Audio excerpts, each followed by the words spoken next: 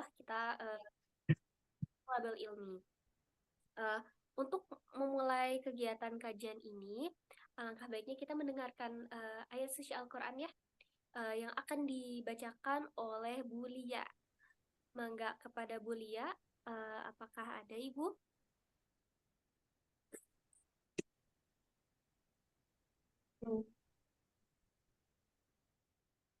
Bu Lia mungkin untuk pembacaan ayat suci Al-Qurannya.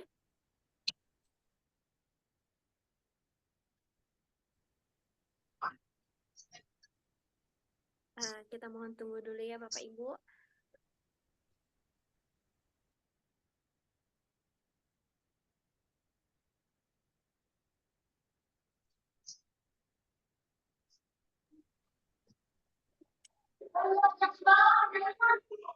Kak Yuni, maaf, sudah ada yang baca Quran? Belum Ibu, mangga Ibu. Oh, sama saya. Bentar ya. Ibu Lia. Mangga.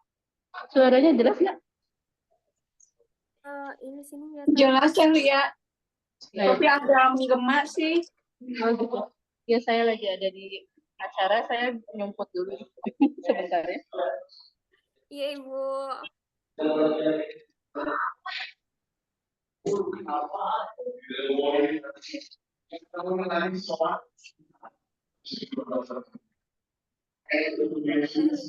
Link absen akan dikirim sebentar lagi ya, Bapak Ibu.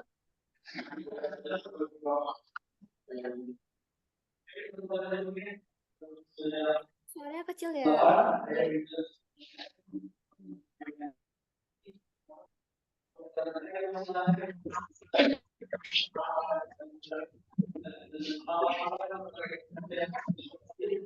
Tes, kedengaran suaranya? Saya Ibu kedengaran. Ya, saya juga. Mohon maaf, saya di HP.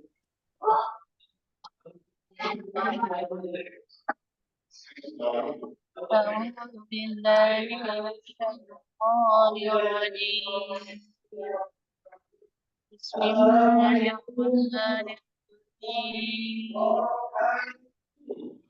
قالوا ادع لنا ربك يبين لنا ما هي إن البقرة تشابه علينا وإنا إن شاء الله لمهتدون قال إنه يقول إنها بقرة لا ذلول تثير الأرض ولا تسقي الحرث مسلمة لا شية فيها الآن جئت بالحق فذبحوها وما كانوا يفعلون وإذ قتلتم نفسا فادارأتم فيها والله مخرج ما كنتم تكتمون إله لبعضها كذلك يحيي الله ويريكم آياته لعلكم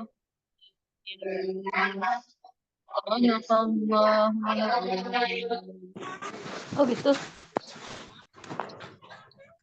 Assalamualaikum warahmatullahi wabarakatuh.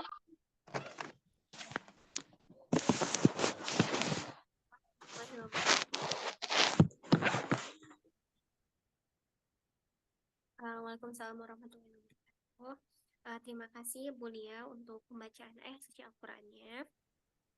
Dan tidak berlama-lama lagi, mungkin kita akan mendengarkan materi dari Ustadz Fauzan Adima. Tapi sebelum pematerian ini, mangga Bapak Ibu untuk mute karena biar lebih jelas mungkin ya pematerinya. Jadi mangga silahkan di mute dan ambil posisi enak untuk bertolabul ilminya. Dan jangan lupa catatannya agar ilmunya berkah. Kemudian selanjutnya mangga dipersilahkan untuk Pak Fauzan. Saya persilahkan.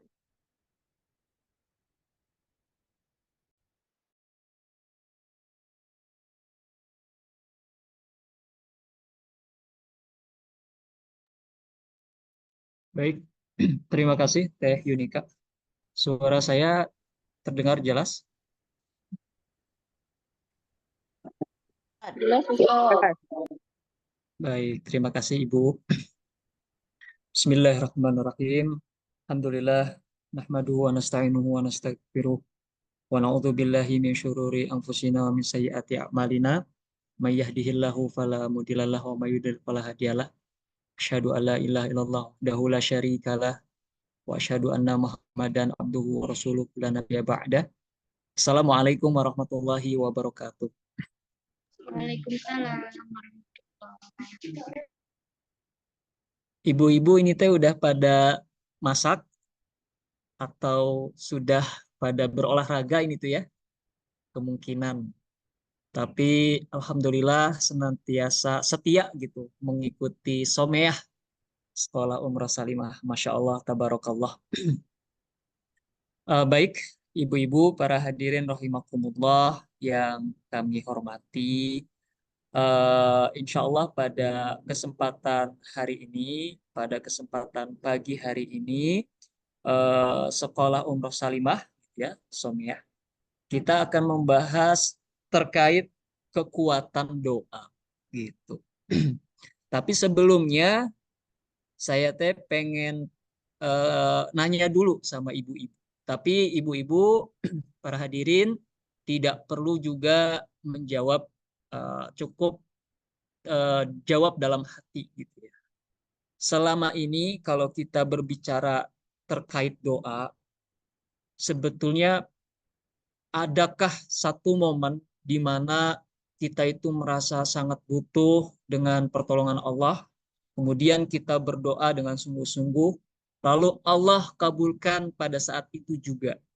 Tidak menunggu waktu yang lama, Allah kabulkan doa kita, sehingga kita betul-betul merasakan, ya Allah, di momen ini tuh Engkau betul-betul menunjukkan kebesaran-Mu ya Allah.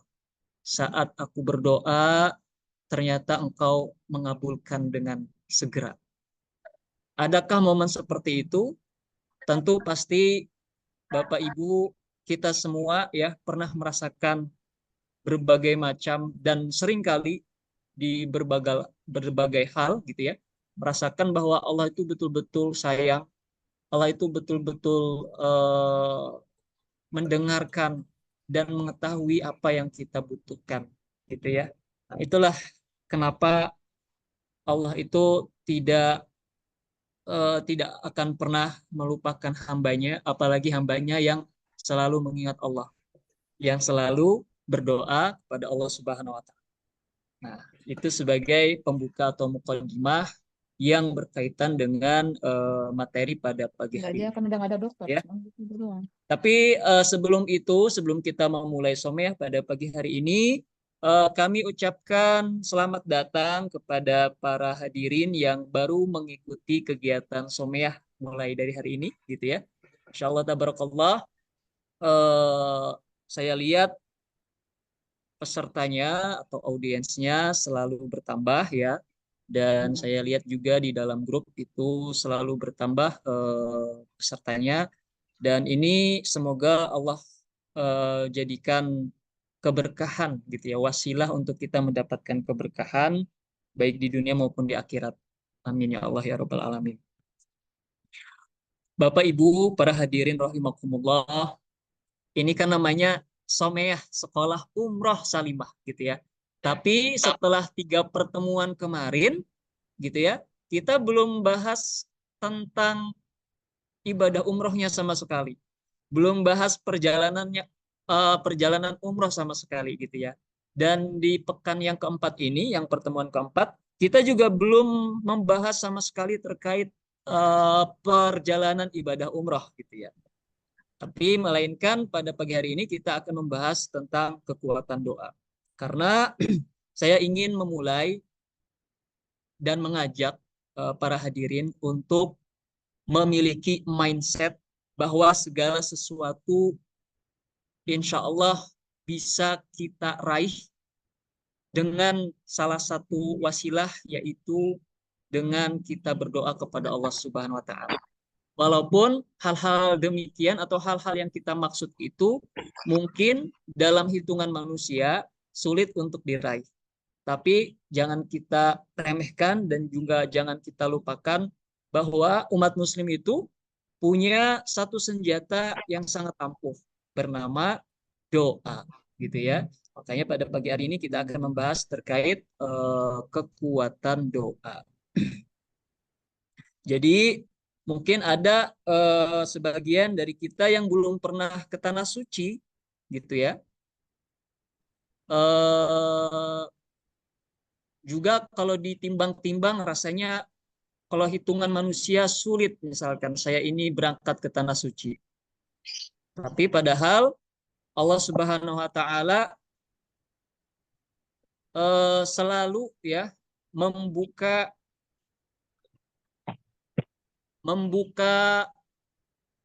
tangannya, selalu membuka harapan untuk kita supaya apa yang kita inginkan itu bisa kita raih. Nah, salah satu wasilahnya tentu dengan kita berdoa kepada Allah Subhanahu wa taala.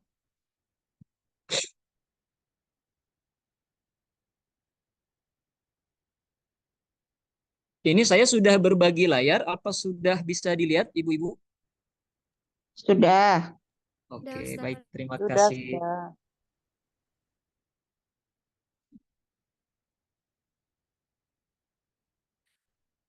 Ibu, para hadirin rahimakumullah, doa itu adalah wasilah kita berkomunikasi dengan Allah Subhanahu wa taala. Walaupun kita itu ya dalam artian tidak bisa langsung berbicara dua arah gitu ya. Tidak bisa seperti kita saat bertemu dengan orang lain, kemudian ada dua arah pembicaraan, saling tatap muka, kita mendengarkan suara lawan bicara kita gitu ya. Tapi dengan berdoa itu sebetulnya kita membangun komunikasi dengan Rob kita. Kita sebagai makhluk yang penuh dengan kelemahan, penuh dengan kehinaan, penuh dengan kekurangan. Ketika berdoa itu, kita menunjukkan betapa kecilnya kita, betapa tidak berdayanya kita di hadapan Rabb semesta alam, di hadapan Tuhan semesta alam, Allah Subhanahu wa taala. Dan Allah sebetulnya sangat-sangat senang dan bahagia ketika melihat ada seorang hamba atau hambanya gitu ya, yang betul-betul menunjukkan kebutuhannya kepada Allah, yang betul-betul menunjukkan eh, kebutuhan pertolongan dan bantuan Allah Subhanahu wa taala gitu ya. Dan Allah Subhanahu wa taala berfirman di dalam surat Al-Baqarah ayat 186. A'udzu billahi minasyaitonir rajim. Wa idza sa'alaka ibadi anni fa inni qarib. Ujibu da'watad da'i idza da'ani falyastajibu li wal yu'minu bi la'allahum yarshudun.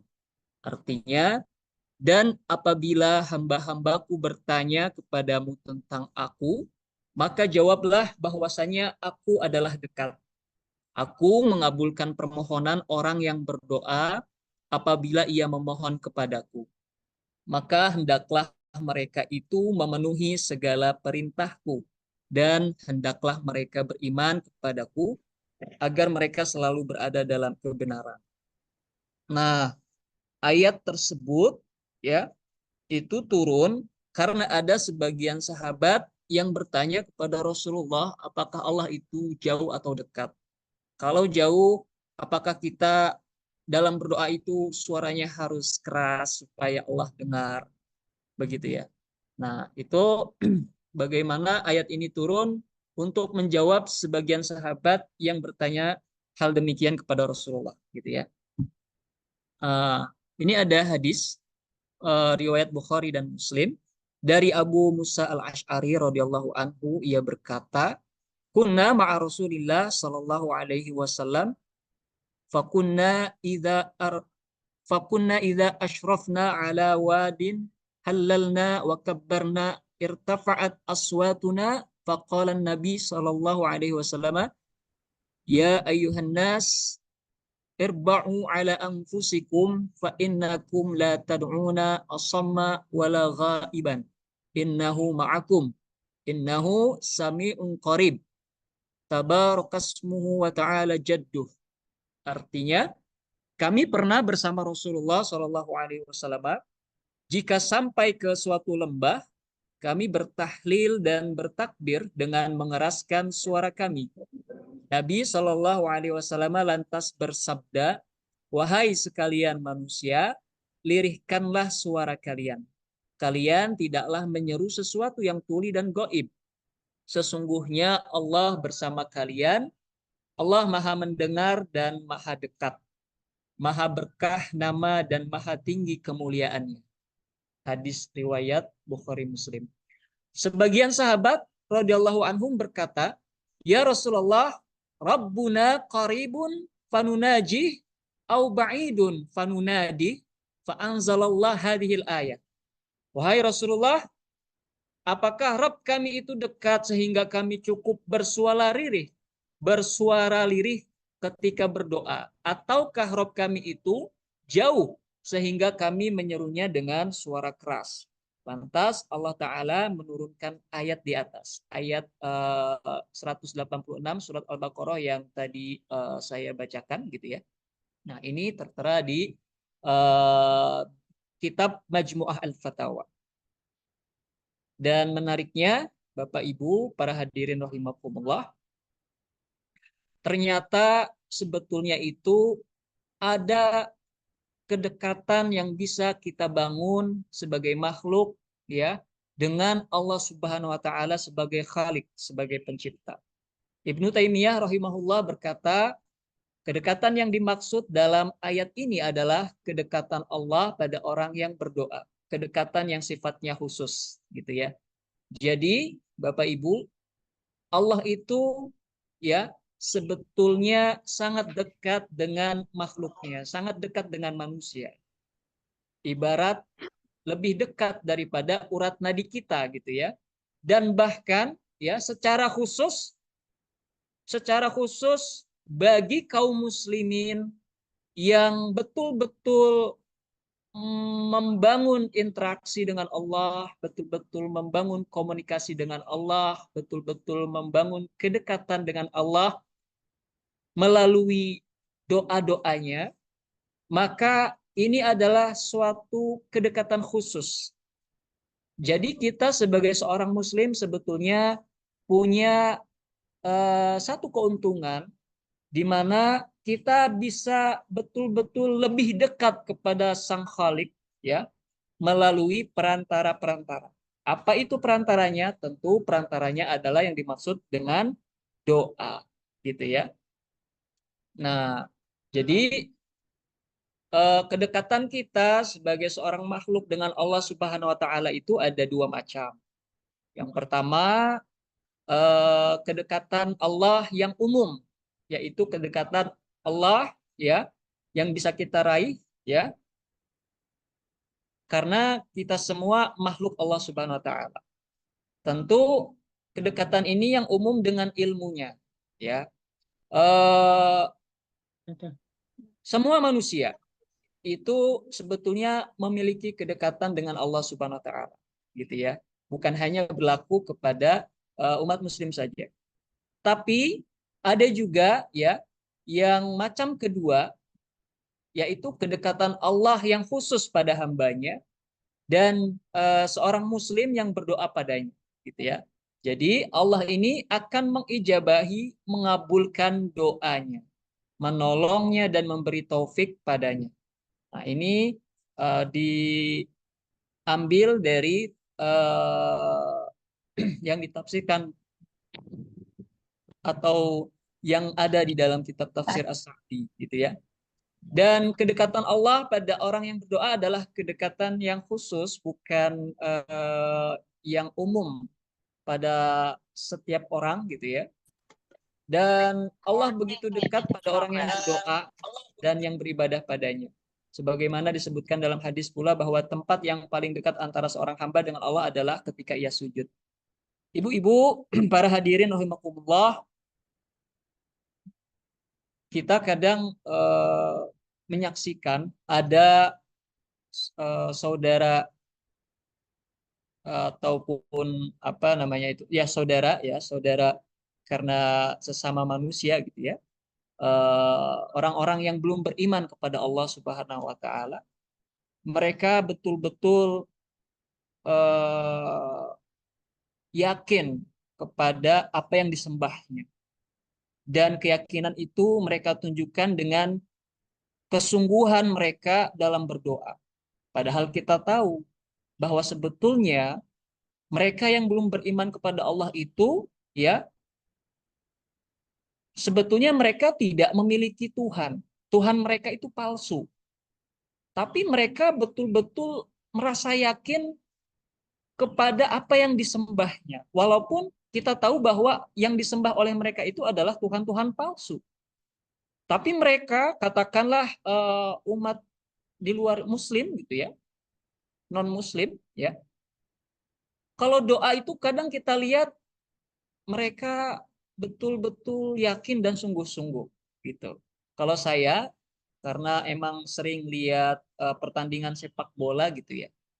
Jadi banyak orang non-Muslim saat akan memulai pertandingan sepak bola, mereka menengadahkan tangannya ke atas, kemudian berdoa supaya dimudahkan dan dilancarkan dalam pertandingannya, gitu ya.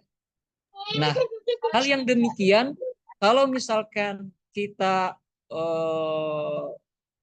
cermati sebagai seorang Muslim gitu ya, mereka saja orang yang sebetulnya menyembah sesuatu yang palsu gitu ya, menyembah Tuhan yang palsu.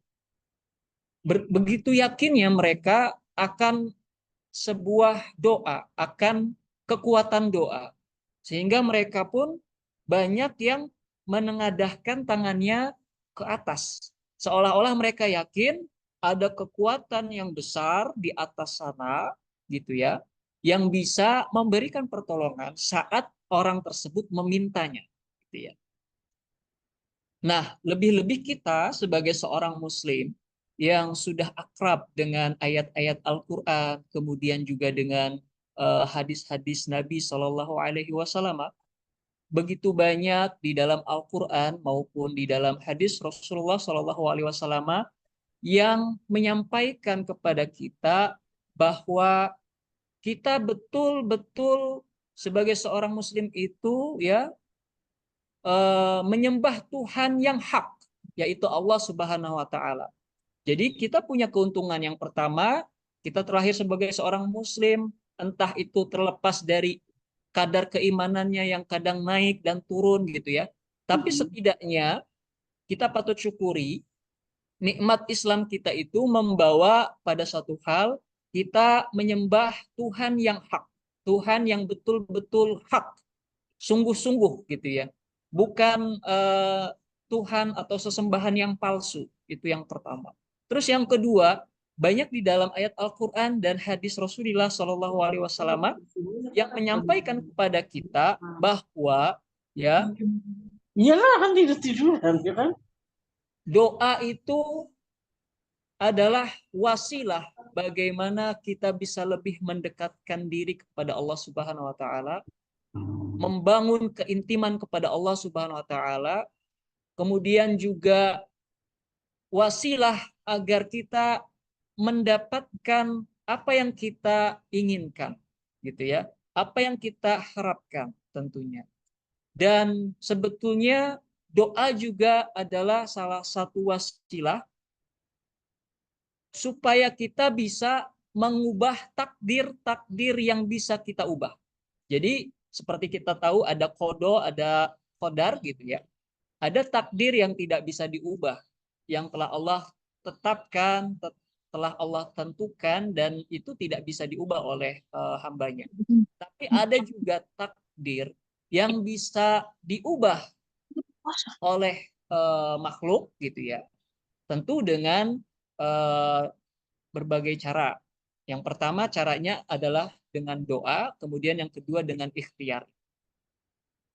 Dan ini menjadi satu keuntungan sebetulnya saat saya pribadi memperhatikan non-Muslim betul-betul mereka itu yakin dengan Tuhannya yang mereka sembah. Lalu kenapa kita sebagai seorang Muslim yang sudah dikabarkan oleh Rasulullah SAW bahwa kita itu betul-betul menyembah Tuhan yang hak. Di dalam Al-Quran juga disebutkan Allah itu adalah Tuhan semesta alam, ya, Rabbul Alamin. Betul-betul punya modal yang utama sebetulnya, ya. Kita menjadi seorang makhluk yang betul-betul menyembah Khalik, menyembah Tuhan yang hak gitu. Lalu kemudian kenapa kita selama ini kadang mungkin ya merasa kurang yakin dengan kekuasaan Allah, dengan asma wa sifat Allah yang dimana Allah menyampaikan kepada kita salah satunya adalah Allah Maha Kuasa gitu. Dan kita juga kadang merasa kurang yakin dengan amalan doa yang kita sampaikan kepada Allah Subhanahu wa taala. Apakah amalan doa itu akan dikabulkan oleh Allah atau tidak? Padahal kita sendiri ya tadi mendengar satu ayat di dalam Al-Qur'an surat Al-Baqarah ayat 186 gitu ya. Bahwa Allah itu meminta menyeru kepada hamba-hambanya untuk berdoa kepada Allah Subhanahu wa taala. Dan Allah menggaransi, Allah memberikan garansi di dalam ayat tersebut bahwa Allah akan mengabulkan apa yang kita mohonkan jika kita memohon kepada Allah Subhanahu wa taala. Nah, ini sebetulnya satu hal yang menarik ya, bahwa kadang kita sebagai seorang muslim belum begitu yakin dengan yang namanya doa. Belum begitu yakin dengan kekuatan doa. Padahal Allah sendiri yang menyampaikan bahwa doa itu adalah wasilah supaya kita mendapatkan apa yang kita inginkan, apa yang kita mohonkan.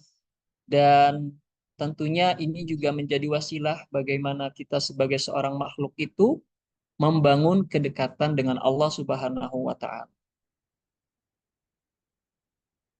Tapi jangan lupa Bapak Ibu ya, walaupun kadang kita rasanya dalam doa itu lebih sering meminta hal-hal yang sifatnya duniawi, tapi jangan lupakan juga doa yang sifatnya itu ya bersifat ukhrawi atau urusan-urusan akhirat. Jangan sampai ketika kita meminta pada Allah ya lewat doa-doa kita itu hanya untuk kemudahan dan hanya untuk kesuksesan urusan-urusan dunia. Tapi jangan lupakan bahwa doa yang kita panjatkan untuk urusan akhirat juga itu akan membantu kita, memudahkan kita nanti saat menjalani kehidupan di akhirat. Dan ada salah satu momen di mana Rasulullah SAW itu menyampaikan kepada kita bahwa ada satu momen seorang hamba itu begitu dekat dengan Allah Subhanahu wa taala. Dan momen tersebut adalah ketika kita sedang bersujud kepada Allah Subhanahu wa taala. Nah, di dalam sujud ini juga ketika sholat ya, sebetulnya kita bisa memanjatkan doa-doa yang kita butuhkan. Rasulullah Shallallahu Alaihi Wasallam bersabda, ya, dari Abu Hurairah radhiyallahu an, Rasulullah Shallallahu Alaihi Wasallam bersabda, "Aqrabu ma yakunul abdu min rabbih wa huwa sajid, wa aktsirud du'a." Artinya, keadaan seorang hamba paling dekat dengan Robnya adalah ketika ia sedang bersujud. maka perbanyaklah berdoa saat itu. Hadis riwayat Muslim. Ada juga hadis lainnya dari Ibnu Abbas radhiyallahu an huma bahwa Rasulullah Shallallahu alaihi wasallam bersabda, fa ammar ruku fa'azzimu fihi Rabb azza wa jalla wa ammas sujud fajtahidu fid du'a faqamin an yustajaba lakum. Adapun ketika ruku maka agungkanlah Allah, sedangkan ketika sujud maka bersungguh-sungguhlah dalam berdoa, maka doa tersebut pasti dikabulkan untuk kalian. Hadis riwayat Muslim. Selain kita itu berdoa di luar sholat, ya, Bapak Ibu, kita juga sebetulnya bisa berdoa di dalam kondisi atau di dalam keadaan kita bersujud kepada Allah Subhanahu wa taala di dalam sholat kita, ya. Dan saat kita sujud itu adalah waktu di mana seorang hamba sangat dekat dengan Allah Subhanahu wa taala. Maka kita gunakan waktu tersebut juga untuk berdoa, gitu ya. Tapi kalau misalkan ketika sholat berjamaah, jangan sampai kita khusyuk sendiri, saat sujud kita berdoa khusyuk sendiri, kemudian ketinggalan gerakan-gerakan lainnya dari imam sholat.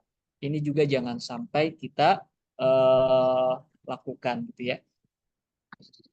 Dalam hal ini, kita bisa berdoa kepada Allah Subhanahu wa taala dalam bersujud, dan ini tentu ada ketentuannya, ada aturannya, gitu ya, saat bersujud. Yang pertama, kita bisa berdoa saat sujud itu setelah kita membaca bacaan-bacaan ketika sujud, gitu ya.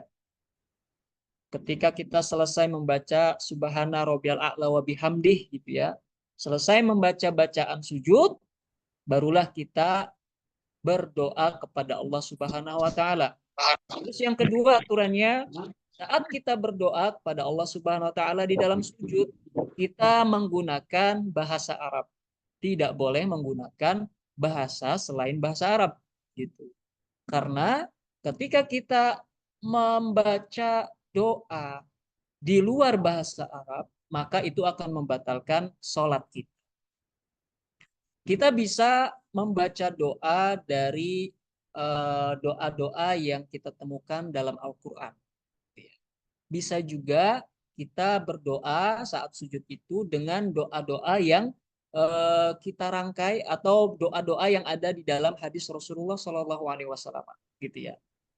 Adapun doa yang kita rangkai sendiri, tentu tadi kaidahnya tidak boleh keluar dari bahasa Arab, gitu ya. Tapi ini bahasa Arab yang sungguhan, Bapak Ibu. Jangan sampai bahasa Arab yang sekarang katanya lagi viral, gitu ya, yang katanya bahasa Arab. Nah, itu jangan sampai. Yang apa itu? Makoli inna makoli, gitu ya. Nah, itu bahasa yang bisa kita gunakan tentunya juga harus sesuai dengan bahasa Arab yang sungguhan, gitu ya. Bahasa Arab yang sesuai kaidah. Ketika kita ingin memanjatkan doa dalam sujud dengan rangkaian-rangkaian doa kita sendiri. Tetapi kita juga bisa membaca doa dengan apa yang sudah diajarkan oleh para nabi terdahulu di dalam doa-doanya, ya, yang diabadikan oleh Allah Subhanahu wa taala di dalam Al-Qur'an. Juga kita bisa memanjatkan doa kepada Allah Subhanahu wa taala dengan doa-doa yang diajarkan oleh Rasulullah Shallallahu alaihi wasallam. Kemudian selanjutnya yang ketiga, ya, ketentuannya ketika kita misalkan sedang sholat berjamaah, kita tidak boleh sampai ketinggalan gerakan dari imam sholat. Jangan sampai karena kita khusyuk berdoa, kemudian kita ketinggalan gerakan imam. Ya. Ketika kita berjamaah, tetap waktu sholat itu, ya, kita sesuaikan gerakannya dengan gerakan. Nah, ini yang paling memang yang paling nyaman, misalkan ketika kita tahajud, ketika kita sholat duha, gitu ya. Di setiap sujud atau di beberapa sujud, ya, atau bahkan mungkin hanya di sujud akhir saja kita berdoa kepada Allah Subhanahu wa taala itu akan semakin nikmat salatnya. Dan Bapak Ibu ya, apakah ketika kita sholat kemudian di setiap sujud itu kita bisa berdoa? Bisa. Jawabannya bisa. Tidak harus kita berdoa itu ketika di dalam sujud terakhir. Tidak harus. Kita bisa di setiap sujud berdoa kepada Allah Subhanahu wa taala. Gitu ya. Tapi memang biasanya banyak dari kita itu ya saat berdoa di dalam sujud itu kita mengambil momen dalam sujud terakhir gitu ya, atau pada saat sujud terakhir. Tidak masalah. Jadi intinya ketika kita bersujud dalam sholat itu adalah waktu di mana kita memiliki kedekatan kepada Allah Subhanahu wa taala. Dan itu adalah waktu terbaik di mana kita bisa memanjatkan doa kepada Allah Subhanahu wa taala. Dengan ketentuan-ketentuan yang sudah kami sampaikan sebelumnya, bahwa pertama dalam doa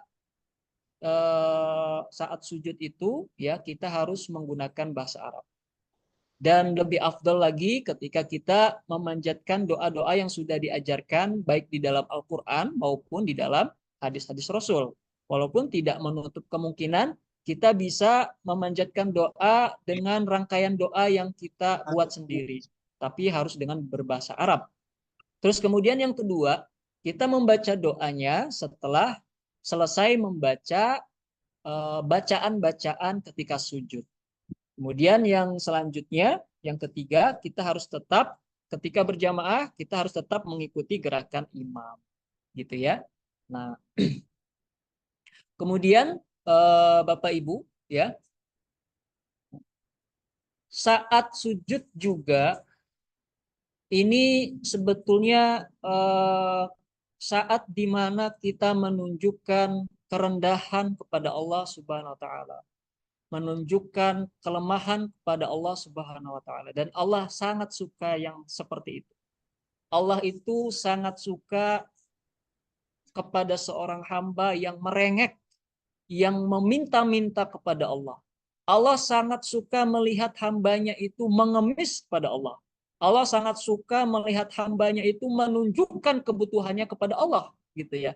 Dalam surat Al-Ikhlas Allah berfirman, ya, Qul huwallahu ahad, Allahus somad. Allahus somad. Allah tempat bergantung, ya. Allah tempat bergantung segala sesuatu. Kita sebagai makhluk tentunya kita sangat bergantung kepada Allah Subhanahu wa taala sebagai Khalik. Maka kita harus tunjukkan ketergantungan kita itu kepada Allah Subhanahu wa taala dengan berbagai hal. Salah satunya adalah dengan penghambaan. Bapak Ibu, ya, saat berdoa maka lirihkanlah suara kita. Kemudian rendahkan diri kita. Kemudian khusyukkan hati dan pikiran kita. Kita harus sadar betul bahwa saat berdoa itu, ya, kita sedang berkomunikasi dengan Tuhan semesta alam. Maka ketika kita menyadari hal demikian, itu akan membantu kita untuk lebih dekat kepada Allah Subhanahu wa taala. Dan Bapak Ibu jangan pernah kecewa ketika memanjatkan beberapa doa gitu ya, dan doa tersebut belum dirasa atau dirasa belum dikabulkan oleh Allah Subhanahu wa taala. Pikiran-pikiran seperti itu dan perasaan-perasaan seperti itu harus dibuang jauh-jauh. Karena ketika kita berdoa, walaupun mungkin pengabulan doanya belum dirasakan oleh kita sampai saat ini, tapi setidaknya saat kita berinteraksi lewat doa kepada Allah Subhanahu wa taala, sebetulnya kita sedang membangun keakraban, sedang membangun keintiman, sedang membangun kedekatan dengan Allah Subhanahu wa taala. Maka nikmatilah proses itu.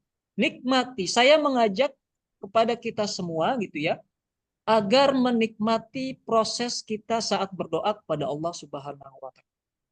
Dan doa itu harus disertai juga dengan ar-raja wal khauf, disertai dengan pengharapan dan disertai juga dengan rasa takut, ya, rasa takut di mana Allah itu mungkin dengan kekurangan yang kita miliki, mungkin Allah belum berkenan kabulkan doa kita pada saat-saat ini. Maka kita harus memperbaiki diri sehingga Allah itu menyegerakan doa-doa yang kita panjatkan. Seperti itu. Tapi tentu ya dengan kita berdoa kepada Allah Subhanahu wa taala dan menunjukkan kerendahan diri di hadapannya, kelemahan kita, maka itu sebetulnya adalah sebuah kenikmatan sebetulnya. Kenikmatan penghambaan kepada Allah Subhanahu wa taala. Kita betul-betul menikmati bahwa ya Allah, posisi saya ini sekarang adalah seorang hamba-Mu ya Allah. Posisi saya ini adalah seorang hamba yang penuh dengan kelemahan, kekurangan, dan saya betul-betul menunjukkan kebutuhan saya kepadamu ya Rabb. Itu bisa membantu kita untuk lebih mengenal Allah Subhanahu wa taala dengan asma wa sifat, bahwa Allah itu Maha Pengasih, bahwa Allah itu Maha Penyayang, bahwa Allah itu Maha Mendengarkan, bahwa Allah itu ya Maha Kuasa atas segala sesuatu, bahwa Allah itu Maha Pembuka jalan, Al-Fattah. Dengan kita berdoa, kadang kita rasakan dan sering kali kita rasakan Allah membuka pintu-pintu kesulitan itu sehingga kita mendapatkan kemudahan-kemudahan yang kita harapkan. Dan tentunya ini adalah satu mindset pikiran yang mahal. Ya, kita semua muslim berpikiran seperti itu. Maka kita semua gitu ya harus sudah mulai memiliki mindset seperti itu, bahwa saat doa itu walaupun doanya belum dikabulkan oleh Allah, sebetulnya ada sisi lain yang bisa kita nikmati, yaitu proses ketika kita membangun kedekatan kepada Allah Subhanahu wa taala lewat doa-doa. Seperti misalkan ya kita curhat pada Allah gitu ya. Nah, ini saya yakin kita semua itu sudah pernah curhat sama Allah. Saya yakin gitu ya. Tidak ada yang tidak pernah curhat sama Allah gitu ya. Jangan sampai kita ketika memiliki masalah dan satu hal yang dirasa berat gitu ya untuk dihadapi, kita malah curhatnya sama makhluk, sama manusia gitu ya. Yang kadang manusia itu sendiri atau makhluk itu sendiri tidak punya solusi terhadap apa yang kita ceritakan gitu ya. Tapi curahkanlah keluh kesah itu kepada Allah Subhanahu wa taala yang Maha mendengar. Curahkanlah keluh kesah itu kepada Allah Subhanahu wa taala yang Allah itu bisa kasih solusi kepada kita. Bahkan Allah itu mampu mendatangkan akibat tanpa adanya sebab, gitu ya. Dan Allah mampu menjadikan sebab walaupun tidak akan ada satu akibat pun yang dihasilkan, gitu ya. Kalaulah kita dalam rumusan manusia itu ada sebab, ada akibat, gitu ya. Ada akibat karena ada sebab, gitu ya. Ada sebab pasti nanti ada akibat, gitu ya. Tapi dalam kuasa Allah, Allah itu gampang saja menjadikan satu akibat tanpa sebab. Contohnya, kelahiran Nabi Isa alaihissalam dari rahim Maryam, seorang wanita yang disucikan oleh Allah Subhanahu wa taala. Apakah ada sebabnya Maryam sehingga Maryam itu, ibunda Maryam itu melahirkan, hamil kemudian melahirkan? Tidak ada sebabnya. Tetapi ada akibatnya, yaitu kelahiran Isa alaihissalam. Ini kan sangat mudah buat Allah Subhanahu wa taala, gitu ya. Jadi jangan sampai kita yang sebetulnya tuh punya banyak gambaran ya, bagaimana hamba-hamba Allah terpilih, para nabiullah gitu ya, menjalani kehidupannya, kemudian juga banyak doa-doa ataupun kisah-kisah yang disampaikan oleh Allah gitu ya. banyak doa-doa para nabi yang diabadikan di dalam Al-Quran. Para nabi Allah di dalam Al-Quran gitu ya, sebagai pelajaran bagi kita. Jangan sampai kita sebagai seorang muslim itu ya melupakan hal-hal tersebut, melupakan hal-hal demikian sehingga kita merasa, ah, buat apa kita doa? Ternyata Allah belum berkenan sampai sekarang buat mengabulkan doa kita. Nah, hal-hal demikian jangan sampai kita pelihara gitu ya. Dan Bapak Ibu, para hadirin rahimakumullah, di dalam Islam doa itu memiliki kedudukan yang sangat agung ya. Doa ini adalah ibadah hati, amalan hati. Jadi memang perlu modal atau perlu bekal gitu ya. Hati yang betul-betul ikhlas, tulus, hati yang betul-betul bersih kepada Allah Subhanahu wa taala. Jangan ada prasangka buruk kepada Allah Subhanahu wa taala dalam berdoa gitu. Dan doa ini adalah ketaatan yang paling tinggi gitu. Oleh karena itu banyak dalam Al-Qur'an dan hadis Rasulullah SAW yang menjelaskan kedudukan doa, bahwa kedudukannya begitu agung dan tinggi gitu ya. Dan menjelaskan banyak keutamaan yang besar bagi orang yang selalu mengerjakan atau yang selalu berdoa kepada Allah Subhanahu wa taala.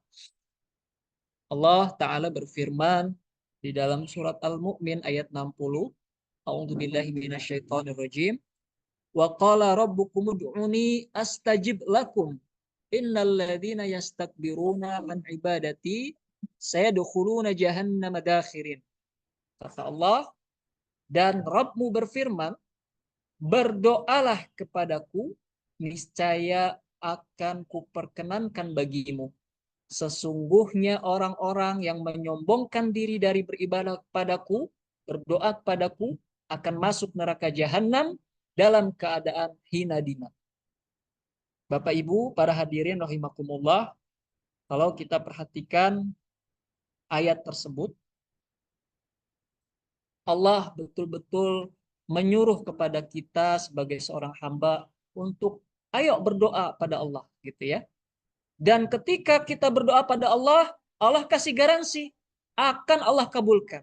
Kata Allah, ud'uni astajib lakum. Doalah, berdoalah kepadaku, niscaya akan kuperkenankan bagimu, akan aku kabulkan doamu, kata Allah.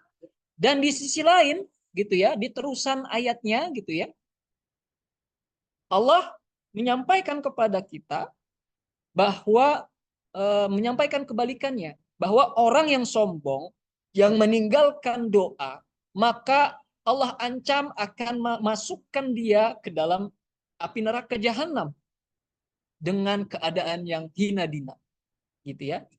Kalau kita mengupas atau mengulik ayat ini sangat menarik. Di pembukaan ayat Allah menyampaikan, Allah memerintahkan kepada kita buat berdoa dan Allah kasih garansi kalau kita berdoa Allah kabulkan doa. Kemudian ya, di pertengahan ayat sampai akhir ayat Allah mengancam bagi orang-orang yang meninggalkan doa, maka Allah ancam untuk memasukkannya ke dalam neraka jahanam dalam keadaan hina dina. Jadi ini adalah tawaran dari Allah, kabar gembira dari Allah. Kalau kita doa, Allah kasih garansi. Insya Allah, Allah akan mengabulkan. Tentu nanti juga kita akan membahas, berbicara terkait adab-adab doa, kemudian juga faktor apa saja yang bisa menyegerakan doa itu dikabulkan, kemudian apa saja yang menjadi penghalang doa. Tentu itu juga ada pembahasan tersendiri. Tapi dalam hal ini ya, baik kita misalkan dalam keadaan bagus imannya ataupun dalam keadaan lemah imannya. Baik kita dalam merasa sudah melakukan amal soleh, kemudian kita juga merasa penuh dengan dosa, kesalahan, kekurangan. Jangan sampai kita melupakan ataupun bahkan meninggalkan amalan hati ini, yaitu berdoa. Jangan sampai merasa karena kita sudah terlanjur banyak dosa, tenggelam dalam keburukan, kemaksiatan, dan lain sebagainya gitu ya, sehingga kita merasa malu buat berdoa sama Allah.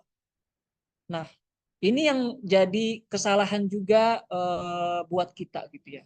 Karena kita merasa sudah banyak dosa, jadi akhirnya kita malu sama Allah.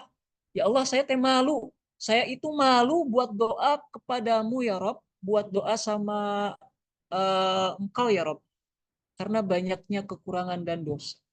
Padahal ya Allah itu sangat senang banget gitu ya, ketika lihat hambanya yang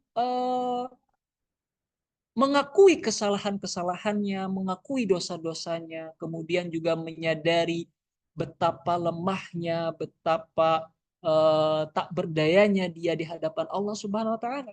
Allah sangat senang melihat hamba yang seperti ini, gitu ya.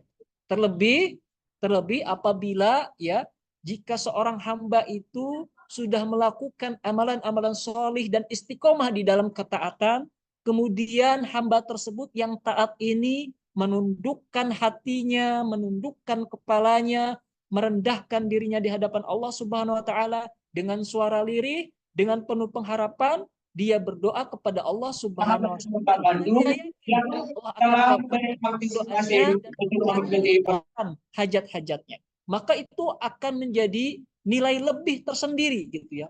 Sudah dia itu seorang yang melakukan ketaatan-ketaatan dan istiqomah di atas ketaatan gitu ya. Kemudian dia juga tetap merendahkan diri kepada Allah, tetap menunjukkan kebutuhannya kepada Allah, ketergantungannya kepada Allah.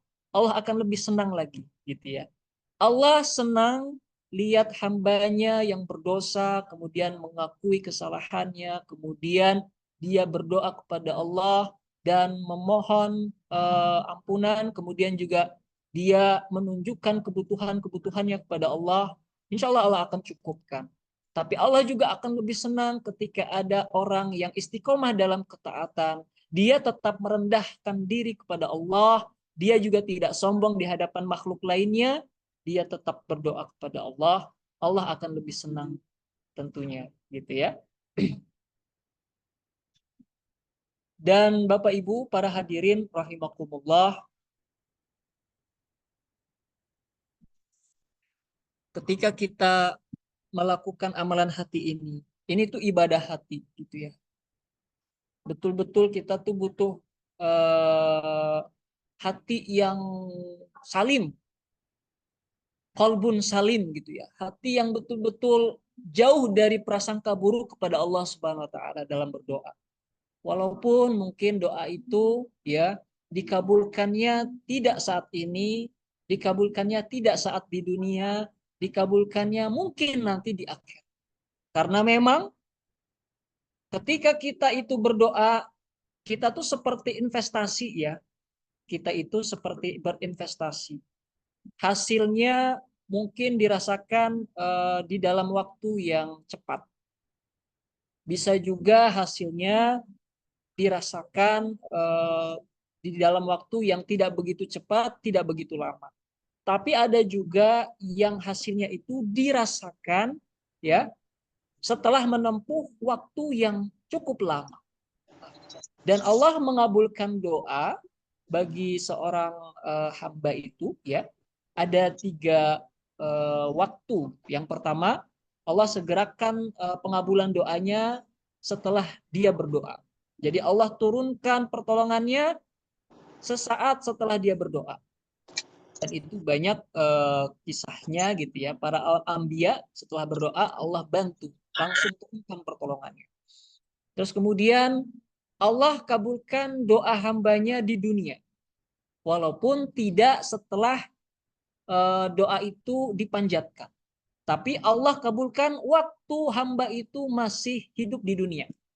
Tapi ada juga yang ketiga, Allah kabulkan doa hambanya nanti ketika di akhirat. Ketika di akhirat, Allah kabulkan doa-doa dari para hamba yang berdoa ketika di dunia dan doanya itu ya belum dirasakan hasilnya di dunia. Nanti orang-orang tersebut akan melihat hasilnya di akhirat. akan ada pahala yang datang secara tiba-tiba, secara mengejutkan, surprise. Dia mendapatkan kejutan gitu ya. Dari setiap doa yang dia panjatkan di dunia, ternyata Allah kabulkan di akhirat. Jadi sebetulnya dalam doa tidak ada yang sia-sia. Sangat eh, sangat-sangat apa namanya itu? Sangat-sangat berharga doa itu ya. Tidak ada yang sia-sia. Tapi memang pengabulannya berbeda waktunya. Ada 3 waktu yang digambarkan begitu ya, bahwa Allah akan kabulkan doa itu ya, baik di dunia maupun di akhirat. Tapi buat seorang muslim, doa itu tidak akan pernah sia-sia di sisi Allah Subhanahu wa taala. Dan Bapak Ibu, lewat doa kita juga bisa melawan kemustahilan gitu ya. Dalam tanda kutip. Kita bisa melawan kemustahilan melalui doa-doa yang kita panjatkan pada Allah Subhanahu wa taala. Ada satu doa dari Nabi Zakaria yang sangat indah dan diabadikan di dalam Al-Qur'an. Allah berfirman di dalam surat Maryam ayat 4 sampai ayat 6. A'udzu billahi minasyaitonir rajim. Qala rabbi inni wahanal azmu minni washta'ala ar-ra'su syaiban wa lam akum bidu'aika rabbi syakiya wa inni khiftul mawaliya min wara'i aqiran habli min ladunka waliya yarithuni wa yarithu min ali yaquba waj'alhu rabbi radiya. Ya, yang artinya ia berkata, ya Robku, sesungguhnya tulangku telah lemah dan kepalaku telah ditumbuhi uban dan aku belum pernah kecewa dalam berdoa kepada ya Robku, dan sesungguhnya aku khawatir terhadap mawaliku yang mewarisiku sepeninggalku. Sedang istriku adalah seorang yang mandul, maka anugerahilah aku dari sisi engkau seorang putra yang akan mewarisi aku dan mewarisi sebagian keluarga Yakub, dan jadikanlah ia ya Robku seorang yang diridhoi. Para hadirin rahimakumullah, Nabi Zakaria mencontohkan kepada kita bahwa beliau pun yang statusnya itu adalah seorang Nabi Allah, ada perkara-perkara di mana Nabi Zakaria itu merasa belum sempurna karena belum adanya keturunan yang Allah berikan. Nabi Zakaria menginginkan seorang keturunan yang bisa mewarisi kegiatan dakwah Nabi Zakaria. Dan tentunya ketika Nabi Zakaria belum dikaruniai oleh Allah itu seorang keturunan, Nabi Zakaria tetap berikhtiar melalui doa-doa yang beliau panjatkan. Dan tahu Bapak Ibu, berapa lama Nabi Zakaria itu berdoa, atau sesabar apa Nabi Zakaria berdoa? Bapak Ibu, gambarannya Nabi Zakaria baru mendapatkan keturunan setelah Nabi Zakaria itu memasuki usia sepuh. Sudah memasuki mungkin usia menopause gitu ya. Dan istri daripada Nabi Zakaria itu dikatakan oleh Nabi Zakaria sendiri bahwa istrinya dalam keadaan yang tidak bisa memiliki keturunan atau mandul. Tapi Nabi Zakaria tidak pernah putus asa buat berdoa kepada Allah, buat berharap kepada Allah Subhanahu wa taala akan hadirnya seorang keturunan yang bisa melanjutkan dakwahnya Nabi Zakaria. Dan di sini ada satu kalimat yang menarik. Nabi Zakaria mengatakan, dan aku belum pernah kecewa dalam berdoa kepadamu. Gitu ya. Nabi Zakaria belum pernah kecewa berdoa kepada Allah Subhanahu wa taala. Bahkan sampai Nabi Zakaria itu ya lanjut usia, masih tetap menginginkan seorang keturunan yang secara ilmu manusiawi gitu ya, atau ilmu manusia itu tidak akan mungkin terjadi.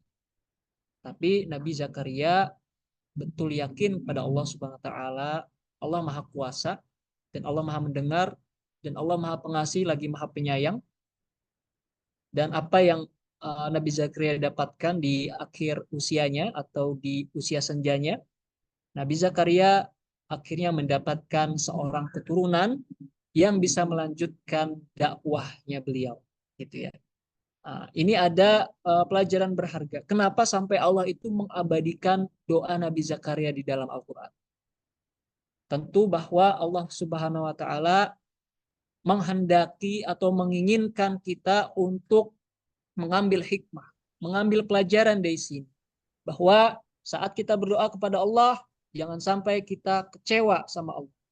Doa kita tidak akan pernah sia-sia, tidak akan pernah hilang begitu saja, akan Allah kabulkan.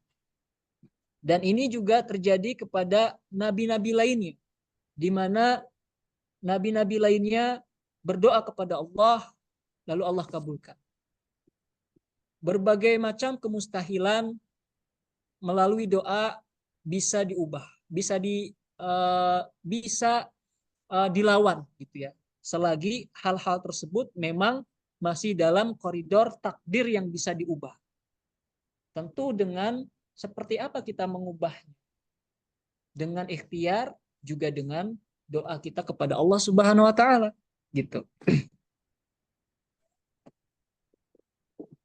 Oleh karenanya Bapak Ibu, para hadirin rahimakumullah, kami mengajak bahwa ketika kita itu memiliki hajat baik untuk urusan dunia maupun akhirat, tolong mohon sangat gitu ya. Jangan sampai yang didahulukan itu adalah ikhtiar kita, usaha kita, upaya kita untuk bisa mendapatkan apa yang kita inginkan. Kemudian menduakan atau menjadikan doa itu menjadi nomor 2 gitu ya. Yang harus kita lakukan pertama adalah kita menguatkan doa kita. Karena di dalam doa atau di balik doa itu ada kekuatan yang sangat luar biasa. Apalagi doa bagi seorang muslim itu adalah ibaratnya senjata gitu ya. Ibaratnya senjata untuk kita. Kemudian yang kedua, barulah kita itu berikhtiar kepada Allah Subhanahu wa taala. Kemudian yang ketiga, setelah kita berdoa, kemudian setelah kita berikhtiar, yang ketiga adalah kita harus tawakal kepada Allah, menyerahkan apa yang kita usahakan kepada Allah Subhanahu wa taala. Dengan demikian, insya Allah Allah akan memperkenankan hajat-hajat kita baik di dunia maupun di akhirat. Intinya, kesimpulannya pada pagi hari ini yang saya sampaikan, jangan pernah meremehkan kekuatan doa. Dan jangan pernah kecewa terhadap Allah karena doa-doa yang belum pernah dirasa, belum pernah dikabulkan oleh Allah.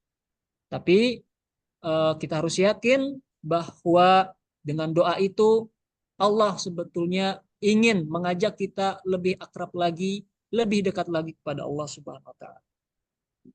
Dan yang tentunya yang bisa Ibu Bapak lakukan ya ketika memiliki hajat dunia akhirat ya, jangan hanya kita berdoa secara lisan, tapi juga kita bisa menyegerakan pengabulan doa itu dengan melakukan amalan-amalan solih sebagai wasilah atau yang dinamakan dengan tawasul. Kita bertawasul dengan amal-amal solih kita sendiri. Ya. Dan kita juga bisa bertawasul dengan orang-orang solih yang masih hidup, Kita meminta doa kepada orang yang solih yang masih hidup. Itu sangat-sangat diperkenankan. Gitu ya. Jangan orang yang solih yang sudah wafat gitu ya, harus yang masih hidup dan solih. Insya Allah itu akan membantu juga dalam pengabulan doa kita supaya lebih segera dikabulkan oleh Allah Subhanahu wa taala. Bapak Ibu, ketika kita punya keinginan untuk bisa ke tanah suci, maka jangan lupakan kita harus minta sama Allah setiap hari, setiap sujud kita, setiap sholat kita gitu ya. Kita sampaikan bahwa ya Allah, saya ingin jadi tamumu. Saya ingin menjadi tamu di rumahmu ya Rob. Maka panggillah aku untuk bisa sampai ke tanah suci. Salah satu doa yang bisa kita ikhtiarkan. Itu Bapak Ibu. Dan ini menarik sebetulnya saya juga sebetulnya masih ada materi yang ingin disampaikan terkait adab-adab berdoa, kemudian apa saja amalan supaya doa kita bisa segera dikabulkan Allah, kemudian apa yang menjadi penghambat sehingga doa itu lama dikabulkan oleh Allah. Dan insya Allah nanti kita ulas kembali gitu ya di pertemuan selanjutnya di pekan depan insya Allah masih dalam tema ataupun materi kekuatan doa itu sendiri. Karena kalau membahas doa rasanya tidak cukup hanya sekitar setengah jam ataupun 1 jam. Ada beberapa bab ataupun beberapa sub bab gitu ya yang perlu kita pelajari betul gitu ya. Sehingga dalam berdoa itu kita tidak salah melangkah dan tidak akan pernah kecewa dalam berdoa. Baik Bapak Ibu, para hadirin rahimakumullah, semoga ini bermanfaat bagi kita semua. Saya akhiri, saya cukupkan materi pada pagi hari ini. Billahi taufiq wal hidayah. Syukran. Wassalamualaikum warahmatullahi wabarakatuh. Saya kembalikan kepada Teh Yunika. Dan jika ada yang ingin bertanya, silahkan di sesi pertanyaan. Silahkan Teh Yunika. Terima kasih Ustaz Fauzan untuk pemaparan materi somnya di pagi hari ini. Dan sekarang untuk sesi tanya jawab ya, ini saya baca di kolom chat dulu. Yang paling atas mungkin ada dari Bu Elza Rahmi. Ustadz izin bertanya, apakah ketika kita sedang tawaf atau sa'i boleh berdoa dengan bahasa kita Indonesia? Baik, langsung saya jawab ya, Teh Yuni ya. Ya, boleh, mangga Ustadz. Ketika tawaf dan sa'i apakah kita boleh memanjatkan doa pakai bahasa Indonesia gitu ya? Pertanyaannya ya. Ya. Oke, Ya, iya itu sangat boleh ya. Jadi kalau di luar sholat, misalkan sedang tawaf, sedang sa'i, itu sangat boleh kita berdoa dengan bahasa kita masing-masing, sangat boleh gitu ya. Bahkan anjuran kami ketika tawaf maupun sa'i, kita baca doa sendiri dengan doa-doa yang kita siapkan supaya lebih khusyuk dan kita lebih mengerti apa yang kita butuhkan gitu ya. Berbeda ketika dalam sholat doanya harus pakai bahasa Arab gitu. Di luar sholat boleh kita menggunakan bahasa masing-masing.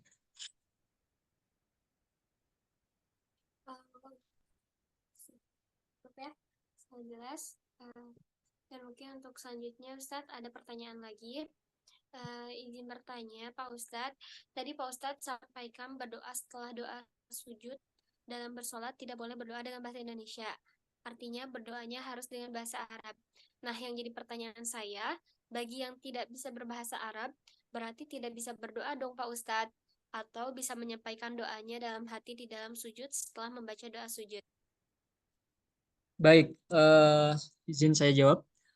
Untuk doa di dalam sujud ya, kalau misalkan kita tidak bisa bahasa Arab, kita bisa kembali ke referensi gitu ya, hadis-hadis Rasul. Di dalam hadis-hadis Rasul kita bisa sekarang di zaman ini kita bisa googling gitu ya. Sebetulnya doa apa yang cocok sesuai dengan kebutuhan kita pada saat itu yang pernah diajarkan oleh Rasulullah gitu ya. Misalkan doanya tuh untuk apa? Menghilangkan kegalauan, kemudian kesedihan hati, pikiran, gundah gulana, unek-unek dan lain sebagainya. Itu juga ada doanya diajarkan oleh Rasulullah SAW. Kita Bapak Ibu bisa lebih mudah mengakses ya ilmu-ilmu. Tentu juga sekarang bisa dibantu dengan googling itu ya, ataupun kitab-kitab yang kita punya di rumah. Kita bisa hafalkan doa tersebut, kemudian kita bacakan di dalam doa kita. Kalau misalkan apakah berdoa dengan bahasa kita masing-masing, tetapi tidak disampaikan secara lisan di dalam sholat gitu, artinya dalam hati gitu ya, apakah sah atau tidak. Ada pendapat yang mengatakan bahwa itu boleh dilakukan selagi tidak ada ucapan secara lisan yang keluar gitu ya. Artinya dalam hati gitu ya. Ada juga yang mengatakan lebih afdolnya tetap menggunakan bahasa Arab.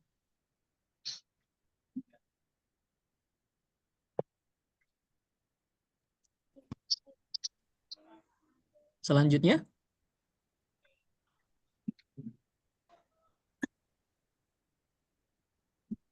Dan bagi Bapak Ibu yang belum absen, mangga silahkan untuk absen.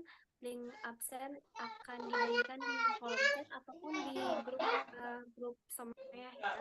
Mangga yang belum absen, mangga dipersilakan untuk absen. Boleh bertanya. Baik, ini kita juga udah sampai di penghujung Somea ini, kegiatan Somea ini. Nah iya, terima kasih Pak Ustadz atas jawaban pertanyaannya. Masih boleh bertanya.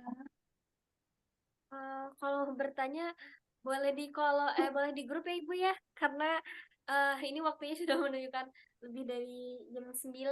Nanti boleh Ibu di grup, boleh bertanya, insya Allah sama Ustadz akan dijawab ya. Alhamdulillah, kegiatan Somea pagi ini telah selesai. Mungkin sebelum kita akhiri, saya juga mau menyampaikan, mangga Bapak Ibu yang ingin bertanya mengenai umroh akbar atau umroh reguler lainnya, mangga dipersilakan untuk bertanya ke admin grup Somea. Di situ mangga Ibu bisa bertanya mengenai umroh akbar, mengenai tabungannya atau enggak gimana perjalanan umrohnya atau umroh regulernya bisa, karena di kita juga ada umroh yang terdekat itu di tanggal 22 Agustus bersama Ustadz Ardiansyah Asyrik Hussein. Mangga bagi Bapak Ibu yang ingin bertanya lebih lengkapnya boleh menghubungi admin Somea. Mungkin sebelum mengakhiri kegiatan ini, mangga Bapak Ibu untuk open kameranya, kita dokumentasikan dulu. Mangga yang bisa on cam boleh on cam ya Bapak Ibu.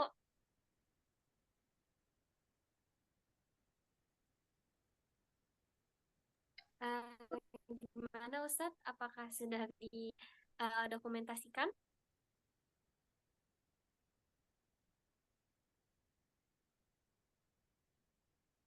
Kita foto dulu ya Bapak Ibu ya.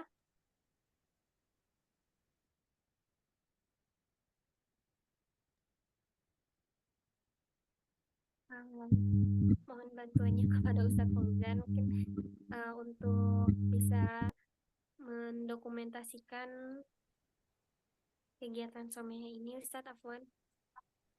baik. Oke, untuk layar pertama ya. Oke, sudah. Layar kedua. Layar ketiga bisa on cam. Dibuka videonya yang berkenan. Layar keempat yang berkenan untuk on cam silakan. Layar kelima.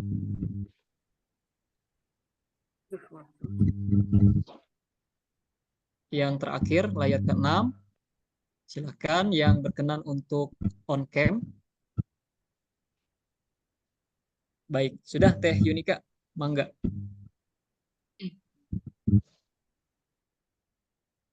Semuanya kegiatan pagi ini telah selesai. Alhamdulillah pesertanya juga mencapai 128. Semoga minggu depannya lebih banyak lagi. Mangga Bapak Ibu untuk mengajak keluarganya untuk mengikuti kegiatan Somea ini.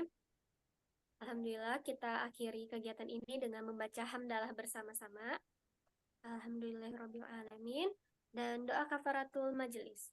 Subhanakallahumma wa bihamdika asyhadu an la ilaha illa anta astaghfiruka wa atubu ilaik. Terima kasih Bapak Ibu yang sudah join. Sampai jumpa di Somea selanjutnya. Jazakillah.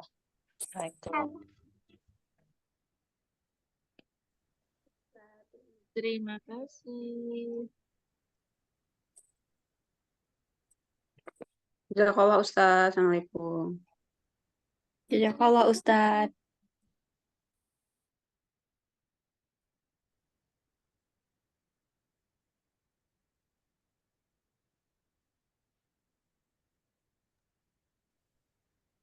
Terima kasih Ustadz.